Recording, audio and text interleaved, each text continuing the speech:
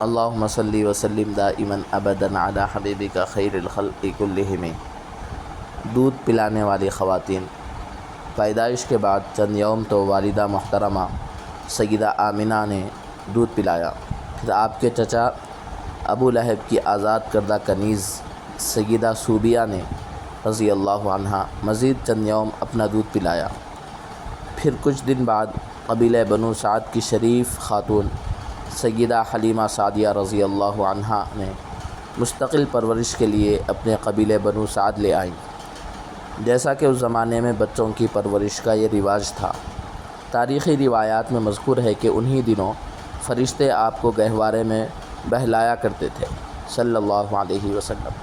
سیدہ حلیمہ سعدیہ رضی اللہ عنہا آپ کے اعلان نبوت کے بعد آپ کے ہاں مدینہ منورہ زادہ اللہ شرفا و عظما آئیں۔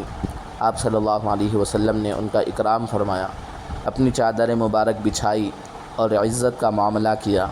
سیدہ حلیمہ سعدیہ رضی اللہ عنہا نے اسلام قبول کیا، پھر اپنے قبیلے واپس ہو گئی رضی اللہ عنہا۔